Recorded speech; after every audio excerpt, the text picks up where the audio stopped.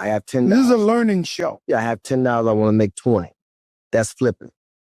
Compounding is I have $10. I'm putting that $10 away. I'm not touching it for the next 10 years. And that $10 becomes, let's just say for sake, 100 grand.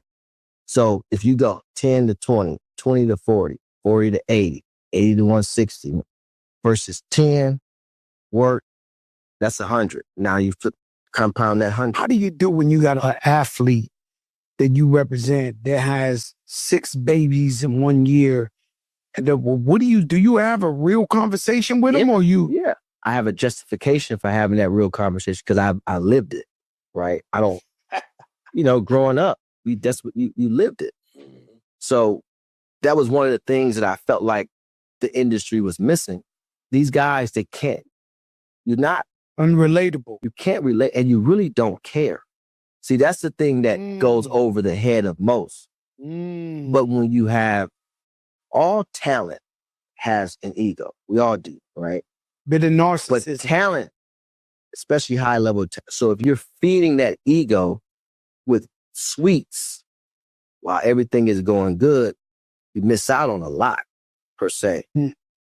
But the vegetables and the nourishment don't sound good at the time where I'm at a highest level. It only sounds great in need. You miss that conversation when it don't matter. I got 20 cars. I got this, that, the third. I ain't trying to hear that. That's talent today. But it should be the other way around. A lot of talent don't value expertise, especially in the sports business, because everyone thinks they can do your job. We work the hardest. It don't matter. I can't write like Jada. I can't write like Joe. I can't perform it.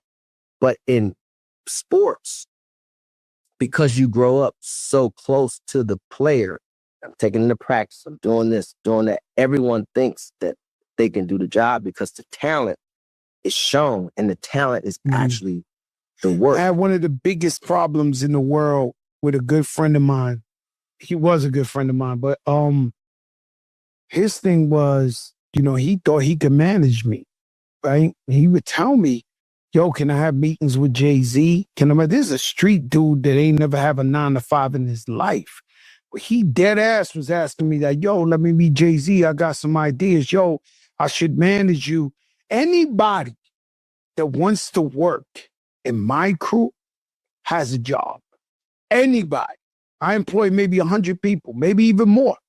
Any one of my friends that I grew up with that wants a job, able to work, bring something to the table, they have a job. You see them everywhere in the stores, this and that. Now, if I know this guy don't want to work, never had a 9 to 5 in his life, never did nothing successful, but just float around the hood, hustle to hustle to hustle. He didn't understand, yo, bro, you're not qualified to be my manager and run my career. You just can't do it. And he had a problem with it. He kept telling everybody, at the end, it was like, we had to fall out. Because he had to know, like, yo, my man, you never had a 9 to 5. Like, but see, I never really had a 9 to 5 either. No, I get that, but we know who's qualified or who's going to work, who's going to put in that work. But here's the thing. I always tell people, with your friend, right? If I would have talked to him, I would have said, no, you don't need to meet with Jay-Z. Go and find a guy with the qualifications that Joe would see to meet with Jay-Z. You still getting the credit. If I bring the guy to you with the qualifications and the capabilities, you're going to be like, oh, shit. Now I'm building a little equity in that bank of your trust. From a business perspective, you're my friend. I trust you from that perspective. But from a business perspective, it's different. Now you make the leverage. I only had one friend I ever trusted blindly, right? Rest in peace, my brother Raul. When I signed my big deal and I negotiated, I had a deal, right? Young, Big Pun comes out, he's selling like crazy. Every record label's like, Fat Joe, we need the next Spanish guys. So we sit down and they wouldn't let me go.